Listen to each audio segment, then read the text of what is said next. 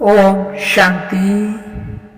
प्यारे बाबा के अनमोल महावाक्य मुरली का सार और चिंतन 24 नवंबर 2024 है ना। कितना सुंदर आज का डेट है, 24 नवंबर 2024, 24 नवंबर 2024। और मुरली का रिवाइज डेट है 15 दिसंबर 2002, 15 दिसंबर 2002। और मुरली का टाइटल है आज का अव्यक्त मुरली का समय प्रमाण लक्ष्य और लक्षण की समानता द्वारा बाप समान बनो। समय प्रमाण लक्ष्य और लक्षण की समानता द्वारा बाप समान बनो। तो बाबा कह रहे अभी समय प्रमाण, जैसा भी समय चल रहा है तो बाबा के जो हमारा लक्ष्य है उसका लक्षण जो है वो बाबा कहते हैं हमारे में आए और हम बाप समान बन जाए। तो जरूर इस मुरली के सार से हम अपने अभ्यास के लिए कोई ना कोई सामान अवश्य तैयार करें। जैसे मैं बाप समान बनने के लक्ष्य को लक्षण में लाने वाली श्रेष्ठ आत्मा हूं। मैं बाप समान बनने के लक्ष्य को लक्षण में लाने वाली श्रेष्ठ आत्मा हूं। तो इस लक्ष्य और लक्षण को कैसे बाबा के समान बनना है, उसके लिए हमें किस बात का ध्यान रखना है, तो इसके ऊपर बाबा ने आज मुरली में काफी प्रकाश डाला है। और बाकी तो बहुत सारी बातें आज बाबा ने मुरली में शिक्षाओं की हमें दी है। काफी अलग अलग ग्रुपों से भी बाबा ने मिले हैं बाबा। तो हम मुख्य जो बाबा ने लक्ष्य और लक्षण के लिए कहा उसका ही हम मुख्य बातों पर चिंतन करेंगे। और बाबा के जो महावाक्य है हम उसको भी आपस में डिस्कस करेंगे। तो बाबा ने कहा देखो, बाप दादा जानते हैं कि बच्चों का लक्ष्य बहुत ऊंचा है। लक्ष्य ऊंचा है ना, क्या ऊंचा है ना। लक्ष्य ऊंचा है तो उसमें क्या ऊंचा है। तो बाबा कहते, सभी कहते हैं बाप समान बनेंगे, है ना। चाहे हम शिव बाबा कहे चाहे ब्रह्मा बाबा कहे, है ना, दोनों बाबा है, दोनों समान बनकर बैठे हैं अव्यक्त वतन में, सूक्ष्म वतन में, तो उनके समान बनना है। तो जैसे बाप ऊंचे ते ऊंचा है तो बाप समान बनने का लक्ष्य कितना ऊंचा है। तो लक्ष्य को देख बाप दादा बहुत खुश होते हैं। तो हमारा जो लक्ष्य है बाप समान बनने का, उसको देख करके बाबा खुश होते हैं। तो रोज दिन में एक बार तो जरूर हमें रिवाइज करना चाहिए कि मेरा लक्ष्य है बाप समान बनने का। अभी वर्तमान में है ना, सब भविष्य का तो लक्ष्य है ही, है ना, परंतु अभी का भी लक्ष्य हमें स्मृति में रखना है। फिर आगे बाबा ने इसी टॉपिक पर समझाते हुए कहा, बाप दादा लक्ष्य और लक्षण समान चाहते हैं। हम देखिए, है ना, कोई माता पिता अपने बच्चों से कोई ना कोई आश रखते हैं ना, तो प्यारे बाप दादा भी हमसे आश रखते हैं कि लक्ष्य और लक्षण जो है वो समान हो। अभी अपने से पूछो कि लक्ष्य और लक्षण अर्थात प्रैक्टिकल स्थिति समान है। तो हमारा लक्ष्य है और प्रैक्टिकली हमारा जो जीवन है बाबा कहते वो समान है, चेक करो। क्योंकि लक्ष्य और लक्षण का समान होना यही बाप समान बनना है। समय प्रमाण इस समानता को समीप लाओ। तो बाबा कहते हैं समय प्रमाण है ना, इस समानता को बाबा कहते समीप लाओ, नजदीक लाओ। फिर आगे समझाते हुए बाबा ने कहा, वर्तमान समय बाप दादा बच्चों की एक बात देख नहीं सकते, है ना। कौन सी बात नहीं देख सकते। तो बाबा कहते कई बच्चे भिन्न भिन्न प्रकार की बाप समान बनने की मेहनत करते हैं। बाप की मोहब्बत के आगे मेहनत करने की आवश्यकता ही नहीं। जहां मोहब्बत है वहां मेहनत नहीं। जब उल्टा नशा देह अभिमान का नेचर बन गई, नेचुरल बन गया ना, जब उल्टा नशा देह अभिमान का नेचर बन गई, फिर नेचुरल बन गया ना, क्या देह अभिमान में आने में पुरुषार्थ करना पड़ता है बॉडी कॉन्शियस में आने के लिए? ये तो 63 जन्म पुरुषार्थ किया, तो बाबा कहते नेचर बन गए, नेचुरल बन गया है ना। तो अभी भी कभी कभी ये कहते हो कि देही के बजाय, है ना, सोल कॉन्शियस के बजाय देह में आ जाते। तो जैसे देह अभिमान, बॉडी कॉन्शियस नेचर और नेचुरल रहा, वैसे अभी देही अभिमानी स्थिति, सोल कॉन्शियस स्थिति भी नेचुरल और नेचर हो। नेचर बदलना मुश्किल होती है क्या? अभी भी कभी कभी कहते हो ना कि मेरा भाव नहीं है, नेचर है। तो उस नेचर को नेचुरल बनाया है, और बाप समान नेचर को नेचुरल नहीं बना सकते। उल्टी नेचर के वश हो जाते हैं, और यथार्थ नेचर बाप समान बनने की इसमें मेहनत क्यों? तो बाप समान बनने की नेचर कौन सी है? देही अभिमानी, सोल कॉन्शियस। तो बाप दादा अभी सभी बच्चों को देही अभिमानी रहने की नेचुरल नेचर देखने चाहते हैं। ब्रह्मा बाप को देखा, चलते फिरते कोई भी कार्य करते, देही अभिमानी स्थिति नेचुरल नेचर थी। ब्रह्मा बाबा की सोल कॉन्शियस स्थिति कैसी थी? सोल कॉन्शियस स्थिति बिल्कुल नेचुरल और नेचर थी। तो ऐसे हमारे में रहे ये प्यारे बाप दादा का हम बच्चों के प्रति शुभ आश है, चाहना है। फिर आगे इसी टॉपिक में बाबा ने प्रकाश डालते हुए कहा, देखो फरिश्ता बनना व निराकारी कर्मातीत अवस्था बनने का विशेष साधन है निरंकारी बनना। निरंकारी ही निराकारी बन सकता है। इसलिए बाप ने ब्रह्मा द्वारा लास्ट मंत्र निराकारी के साथ निरंकारी कहा। सिर्फ अपने देह या दूसरे के देह में फंसना, इसको ही देह अहंकार या देह भान नहीं कहा जाता। देह अहंकार भी है, देह भान भी है ना। लास्ट संडे भी बाबा ने हमें इसके ऊपर समझाया था ना, देह अहंकार, देह भान। देह अहंकार भी है तो देह भान भी है। अपने देह या दूसरे की देह के भान में रहना, लगाव में रहना, उसमें तो मेजोरिटी पास है। या अपने देह के लगाव में रहना, भान में रहना, दूसरे के, बाबा के इसमें हम बच्चे मेजोरिटी पास है। जो पुरुषार्थ की लगन में रहते, सच्चे पुरुषार्थी है, वो इस मोटे रूप से परे हैं। लेकिन देह भान के सूक्ष्म अनेक रूप है, इसके लिस्ट आपस में निकालना।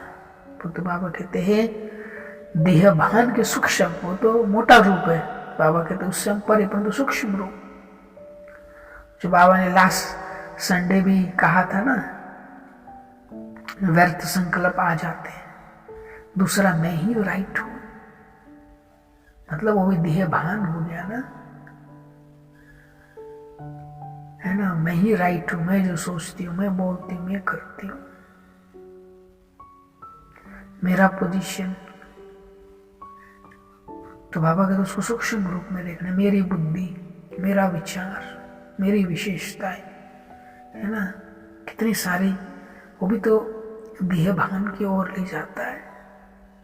परंतु ये तो हम समझते सब चीज बाबा ने दिया हुआ सेवार्थ। फिर आगे इसी टॉपिक में समझाते हुए बाबा ने कहा, देखो बाप दादा सिर्फ छोटा सा सहज पुरुषार्थ बताते हैं कि सदा मन वचन कर्म संबंध संपर्क में लास्ट मंत्र 3 शब्दों का निराकारी, निरंकारी, निर्विकारी सदा याद रखो। संकल्प करते हो तो चेक करो महामंत्र संपन्न है जो हम सोचते हैं। ऐसे ही बोल कर्म सब में सिर्फ 3 शब्द याद रखो और समानता करो। फिर आगे बाबा ने इसी पे कहा, यह महामंत्र संकल्प को भी श्रेष्ठ बना देगा। अगर हम इस महामंत्र निराकारी, निरंकारी, निर्विकारी को याद रखते हैं तो इससे हमारे संकल्प भी श्रेष्ठ बनते हैं। वाणी में निर्माणता लाएगा, कर्म में सेवा भाव लाएगा, संबंध संपर्क में सदा शुभ भावना, श्रेष्ठ कामना की वृत्ति बनाएगा। तो कितना फायदा है इस महामंत्र में रहने से। हमारे संकल्प भी श्रेष्ठ, वाणी में निर्माणता माना कंस्ट्रक्टिव, कर्म में सेवा भाव और संबंध संपर्क में शुभ भावना, श्रेष्ठ कामना की वृत्ति। और जरूर बाकी मुरली आप अवश्य सेंटर पर जाके सुनिएगा, पढ़िएगा और अपने मनन चिंतन के लिए कोई ना कोई टॉपिक भी अवश्य निकालिएगा। फिर आज प्यारे बाबा का हम बच्चों के लिए मधुर वरदान है, लौकिक अलौकिक जीवन में सदा न्यारे बन परमात्म साथ के अनुभव द्वारा नष्ट मोह भाव। लौकिक अलौकिक जीवन में सदा न्यारे बन परमात्म साथ के अनुभव द्वारा नष्ट मोह भाव। फिर वरदान का विस्तार देते हुए बाबा ने कहा, सदा न्यारे रहने की विशेषता है प्रभु प्यार की अनुभूति, और जितना प्यार होता है उतना साथ रहेंगे, अलग नहीं होंगे। प्यार उसको ही कहा जाता है जो साथ रहे। जब बाप साथ है तो सर्व बोझ बाप को देकर खुद हल्के हो जाओ। यही विधि है नष्ट मोह बनने की। लेकिन पुरुषार्थ की सब्जेक्ट में सदा शब्द को अंडरलाइन करो। लौकिक और अलौकिक जीवन में सदा न्यारे रहो, तब सदा साथ का अनुभव होगा। तो वरदान के विस्तार में बाबा ने कितना सुंदर कहा, सदा न्यारे रहने की निशानी है प्रभु प्यार की अनुभूति, और जितना प्यार होता है उतना साथ रहेंगे, अलग नहीं होंगे। प्यार उसको ही कहा जाता है जो साथ रहे। जब बाप साथ है तो सर्व बोझ बाप को देकर खुद हल्के हो जाओ। यही विधि है नष्ट मोह बनने की। तो नष्ट मोह बनने की विधि क्या है? तो प्यारे बाबा ने कितना सुंदर हमें आज विधि बताया नष्ट मोह बनने की, कि जब बाप साथ है तो सर्व बोझ बाप को देकर खुद हल्के हो जाओ। जब बाप साथ है तो सर्व बोझ बाप को देकर खुद हल्के हो जाओ। यही विधि है नष्ट मोह बनने की। लेकिन पुरुषार्थ की सब्जेक्ट में सदा शब्द को अंडरलाइन करो। लौकिक और अलौकिक जीवन में सदा न्यारे रहो, तब सदा साथ का अनुभव होगा। लौकिक और अलौकिक जीवन में सदा न्यारे रहो, तब सदा साथ का अनुभव होगा। तो जरूर हम, है ना, जैसे बाबा कह रहे हैं, प्रभु प्यार में का अनुभव करे, उसमें रहे। वही बाबा ने कहा न्यारे पन का निशानी है। बाबा के साथ रहे, कभी भी अलग नहीं हो। और बाबा जो हमारा सब बोझ है ना लेने के लिए आए हैं, तो बाबा को बोझ देना ही, हर प्रकार का बोझ बाबा को देना। तो आज बाबा ने कही विधि है नष्ट मोह बनने का। नहीं तो क्या होता है, हम उस चीज से अटैच हो जाते, जुड़ जाते हैं, है ना। मेरा बच्चे, मेरा परिवार, मेरा शरीर, है ना, मेरी समस्या, तो वो फिर क्या उससे अटैच हो जाते हैं। तो उसी के प्रति हमारा संकल्प चलता रहता है और खींचता है। तो इसलिए बाबा कहते हैं, कहा आज बाबा ने कि हमें लौकिक और अलौकिक जीवन से न्यारा रहना है, तभी हम बाबा के साथ का अनुभव कर सकेंगे। चाहे अलौकिक में भी बाबा का लौकिक तो है ही, परंतु अलौकिक में भी हमें न्यारा रहना है। टू मच किसी के साथ हमें अटैच नहीं होना है ना। पर चिंतन, पर दर्शन, इन सब चीज से हमें परे रहना है। ये प्यारे बाबा का कहना है। तो जरूर इस वरदान से भी हम अपने अभ्यास के लिए कोई ना कोई सामान तैयार करें। जैसे मैं परमात्म साथ का अनुभव करने वाली नष्ट मोह आत्मा हूँ। मैं परमात्म साथ का अनुभव करने वाली नष्ट मोह आत्मा हूँ। फिर आज प्यारे बाबा ने हमें स्लोगन में कहा, विकारों रूपी सांपों को अपनी सैया बना दो तो सहज योगी बन जाएंगे। विकारों रूपी सांपों को अपनी सैया बना दो तो सहज योगी बन जाएंगे। तो सहज योगी बनने के लिए हमें क्या करना है? तो बाबा कह रहे विकारों रूपी सांपों को भी अपनी सैया बना दो, है ना। जैसे विष्णु का स्वरूप दिखाते हैं, उन्होंने भी कैसे, है ना, सांपों की सैया में बैठे रहे निश्चिंत होकर के, है ना। हम सब भी जानते हैं कैसे प्रैक्टिकल ब्रह्मा बाबा ने, है ना, कितनी बातें आई, कितनी परिस्थिति आई, सब कुछ हुआ तो भी बाबा सदा निश्चिंत बेफिक्र रहे।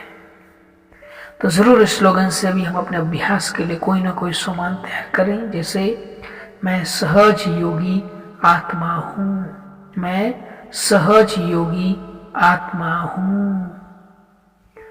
फिर आज अव्यक्त बाप दादा का हम बच्चों के लिए अव्यक्त इशारा है, जो खास इस मास हम जानते हैं बाबा ने हमें खास सफलता मुहूर्त बनने के लिए बार बार हमें इशारा दे रहे हैं बाबा। तो बाबा ने कहा जब अपने कर्मों और संकल्पों का खाता क्लियर रखेंगे तब संपूर्ण व सफलता मुहूर्त बन सकेंगे।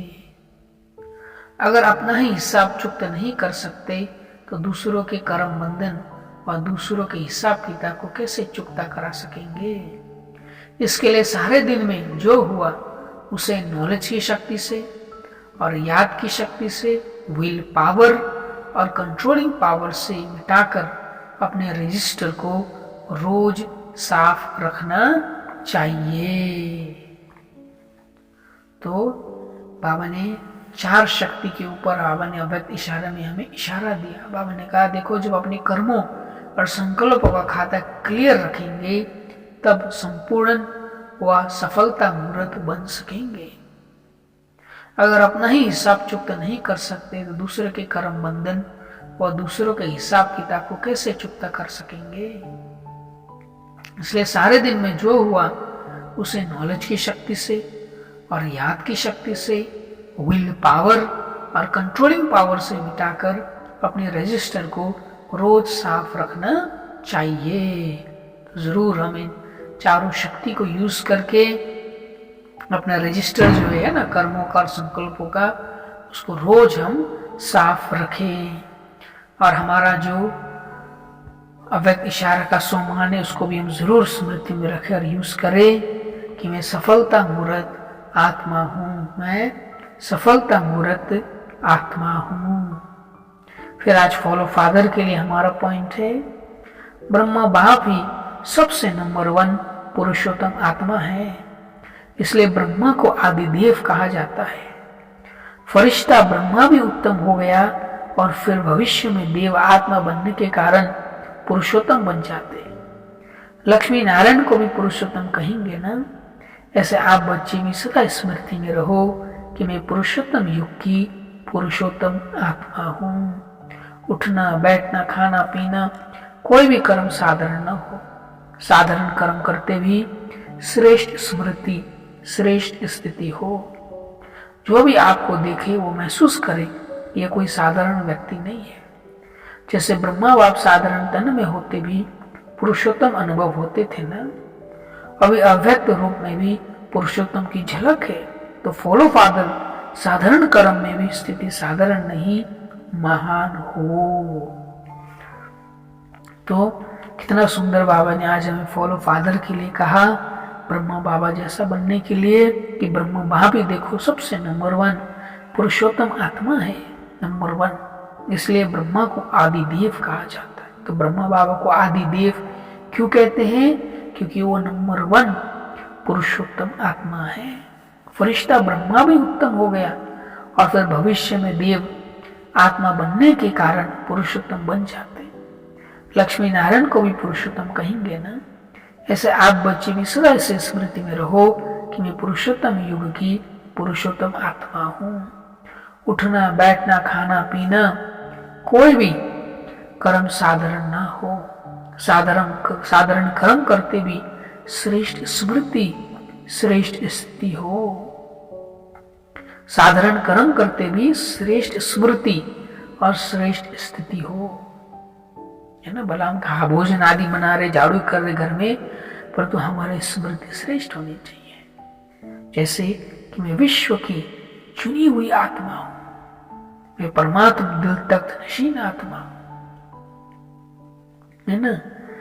और बहुत सारे मैं सहज योगी हूं, मैं राज ऋषि हूं। कितने बाबा ने हमें सम्मान दिए हैं। तो जरूर हम उनका स्मृति में रहे और स्थिति भी श्रेष्ठ बना के रखें। छोटे मोटी बातों में हम डगमग ना हो। जो भी आपको देखो महसूस करे कि साधारण व्यक्ति नहीं है। जैसे ब्रह्मा बाप साधारण तन में होते भी पुरुषोत्तम अनुभव होते थे, अभी अव्यक्त रूप में भी पुरुषोत्तम की झलक है ना। तो फॉलो फादर साधारण कर्म में भी स्थिति साधारण नहीं महान हो। तो और फिर हमारा जो फॉलो फादर का सम्मान है, उसको भी हम जरूर स्मृति में रखें कि मैं फॉलो फादर करने वाली कर्मातीत आत्मा हूं। मैं फॉलो फादर करने वाली कर्मातीत आत्मा हूं। और फिर आज प्यारे बाबा ने हमें अमृत वेले के लिए पॉइंट में कहा, कल तो बाबा ने कहा था अमृत वेले हमें दिल खुश मिठाई खाना चाहिए, है ना। आज बाबा कहते हैं जैसे बाप जैसा कोई नहीं, वैसे आपके भाग्य जैसा और कोई भाग्यशाली नहीं। बाप दादा का स्नेह अवश्य समीप लाता है ना। अमृत वेले उठ बाप से रू रिहान करो तो सब परिस्थितियों का हल स्पष्ट दिखाई देगा। कोई भी बात हो उसका रेस्पॉन्स रू रिहान में मिल जाएगा। मधुबन वरदान भूमि से विशेष वरदान लेकर के जाना तो और भी लिफ्ट मिल जाएगी ना। जब बाप बैठे हैं बोझ उठाने के लिए तो खुद क्यों उठाते। जितना हल्का होंगे उतना ऊपर उड़ेंगे, अनुभव करेंगे कि कैसे हल्के बनने से ऊंची स्टेज हो जाती है। तो कितना बाबा ने हमें अमृत वेले का सुंदर स्मृति दिलाई, मधुबन का भी बाबा हमें याद दिला रहे हैं। तो बाबा ने कहा जैसे बाप जैसा कोई नहीं, वैसे आपकी भाग्य जैसा और कोई भाग्यशाली नहीं। स्वयं भगवान कह रहे हैं कि हम जैसा भाग्यशाली पूरे विश्व में कोई नहीं। बाप दादा का स्नेह अवश्य समीप लाता है ना। बाबा का स्नेह हमें बाबा के भी समीप, परिवार के भी समीप नजदीक लाता है। अमृत वेले उठ बाप से रू रिहान करो तो सब परिस्थितियों का हल स्पष्ट दिखाई देगा। तो जरूर अमृत वेले योग करें, उसके बाद जरूर बाबा से जो भी मन में बातें हैं वो बाबा के रू रिहान करो तो बाबा हमें हल स्पष्ट दिखाई देगा। हमें हल बाबा से भी टचिंग मिलेगी। कोई भी बात हो उसका रिस्पॉन्स रू रिहान में मिल जाएगा। मधुबन वरदान भूमि से विशेष वरदान लेकर के जाना तो और भी लिफ्ट मिल जाएगी ना। जब बाप बैठे बोझ उठाने के लिए तो खुद क्यों उठाते। जितना हल्का होंगे उतना ऊपर उड़ेंगे, अनुभव करेंगे कि कैसे हल्के बनने से ऊंची स्टेज हो जाती है। तो जरूर हम हल्का होकर के रहे, बाबा से रू रिहान करके सारी बातें हम बाबा को अवश्य दें। और सारा मुरली आप अवश्य सेंटर पे जाके सुनिएगा, पढ़िएगा और अपने मनन चिंतन के लिए कोई ना कोई टॉपिक अवश्य निकालिएगा। जैसे आज बाबा ने बाप समान बनने का लक्ष्य और लक्षण के ऊपर कहा, तो देखिए मुझे बाप समान किस किस बात में बनना है, पर लक्ष्य लिखे हम बाप समान मुझे किस किस बात में बनना है और आज मैंने प्रैक्टिकली उसके लिए क्या किया। बाप समान बनना है और उसका प्रैक्टिकल है ना, एक्शन प्लान कह सकते कि मुझे करना है, तो उसके लिए मुझे क्या क्या करना है।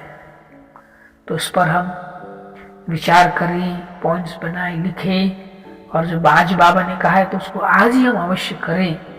तो बाबा टीचर भी हैं तो उनका हमें मदद भी मिलती है, दुआएं भी मिलती है और हमारा मार्क्स भी जमा होता है। तो सुबह से हम इस पर विचार करें किस किस बात में मुझे बाप समान बनना है ना। ब्रह्मा बाबा समान मेरा बोल, तो अब बोल में कैसा होना चाहिए, है ना, कितना मधुरता होना चाहिए, उमंग उत्साह लाने वाला बोल होना चाहिए। तो आज चेक करें, एक्शन प्लान बनाए कि वो एक्शन में प्रैक्टिकल में भी आया।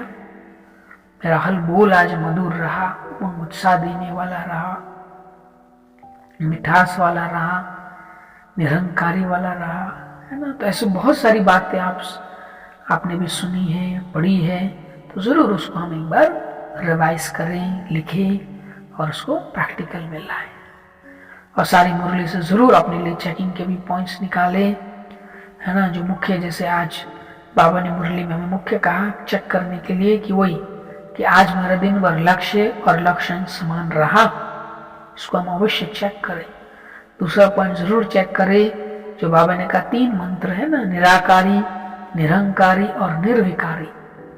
ये तीनों मंत्र मुझे हर समय याद रहा। और फिर जैसे फॉलो फादर में बाबा कह रहे थे कि याद रखना है, जैसे ब्रह्मा बाबा पुरुषोत्तम थे ऐसे याद रखना है कि मैं भी पुरुषोत्तम युग की पुरुषोत्तम आत्मा हूँ। और अमृत वेला जरूर हम बाबा से जरूर ध्यान करके मन में कुछ भी बोझ है आज बाबा को दे करके उड़ती कला का अनुभव करें। और जैसे फिर बाबा अव्यक्त इशारे में कह रहे थे कि 4 शक्तियों का हमें रोज यूज करना चाहिए, है ना। ज्ञान की शक्ति, याद की शक्ति, विल पावर, शक्ति पावर है ना, विल पावर ना दृढ़ इच्छा है ना, इच्छा शक्ति, विल पावर है ना इच्छा शक्ति की, हाँ मुझे परिवर्तन करना है, इसको भूल जाना है, कोई ऐसी बातें हैं जो हमारे काम की नहीं है। और कंट्रोलिंग पावर, मन बुद्धि को उस बातों में जाने से जो व्यर्थ है उस पर कंट्रोल कर देना। तो इनसे बाबा ने कहा रोज अपने रजिस्टर, कर्मों और संकल्प का रजिस्टर को हमें साफ करो। तो चेक करें कि आज मैंने ऐसा साफ किया, और इसको तो रोज हम अवश्य चेक कर सकते हैं। और फिर चेक करें कि आज मैंने अमृत वेला किया, कैसा रहा, है ना। इन सब पॉइंट्स में स्वयं को 10 में से हम नंबर दें। चेक करें आज मैंने सेंटर पे जाके मुरली सुनी, कितना एकाग्र होकर के, और दिन में 3-4 बार मुरली सुनी, पढ़ी। चेक करें आज मैंने पवित्र ब्रह्म भोजन किया, मौन में योग युक्त रखे प्यारे बाबा के साथ। चेक करें आज मैंने बैठ करके योग अभ्यास किया, तो कोई ना कोई चीज का अनुभव किया, तो बाप समान है ना। चाहे सूक्ष्म वतन में बाप दादा के साथ या परमधाम में बाप समान स्थिति, जैसे बाबा है। बाबा कितना रहम दिल है, क्षमा के सागर है, नॉलेजफुल है, शांति के सागर है ना। तो उन सभी चीजों का हम गहरा अनुभव कर सकते हैं। बाकी आप जो भी अनुभव करना चाहे अवश्य करें। चेक करें आत्मा भाई भाई की दृष्टि वृत्ति रही, चेक करें कर्म योगी देही अभिमानी स्थिति रही, जो आज बाबा ने भी मुरली में कहा, जैसे ब्रह्मा बाबा का नेचुरल सोल कॉन्शियस स्थिति थी, ऐसे आज मेरी सोल कॉन्शियस स्थिति रही, अवश्य चेक करें। चेक करें कि आज मैं दिन भर सोमान में रही, सोमानों को यूज किया। चेक करें प्यारे बाबा को हर कार्य में यूज किया। चेक करें कर्मेंद्र जीत रहे और कर्मेंद्र से समाचार लिया। चेक करें मैं विकर्मा जीत रही, कोई भी विकर्म तो नहीं किया। चेक करें कि मुझे याद रहा कि क्या मेरा लक्ष्य है, जो बाबा ने कहा ना लक्ष्य तो है ना, देवी देवता बनना, 16 कला संपन्न, परंतु इस समय हमारा फरिश्ता बनना, बाप समान बनना, कर्मातीत बनना, ये भी मेरा लक्ष्य है, इसको भी हम याद रखें। चेक करें मैंने 500 रुपयों का दिन भर 8 बार अभ्यास किया। मैंने हर घंटे अपना याद का चार्ट देखा, मेरा याद का चार्ट कैसा रहा हर घंटा। चेक करें मुझे याद रहा कि मुझे मुक्ति वर्ष बनाना है, सभी कमी कमजोरियों से मुझे मुक्त होना है। अच्छा, चारों ओर के बाप दादा की याद में मगन रहने वाले, बाप समान बनने के लक्ष्य को लक्षण में समान बनाने वाले, जो कोने कोने में साइंस के साधनों से दिन और रात जाग करके बैठे हुए, उन बच्चों को भी बाप दादा याद, प्यार, मुबारक और दिल की दुआएं दे रहे हैं। और हम रूहानी बच्चों की, रूहानी माता पिता बाप दादा को भी याद, प्यार, गुड मॉर्निंग और नमस्ते, शुक्रिया बाबा, ओम शांति।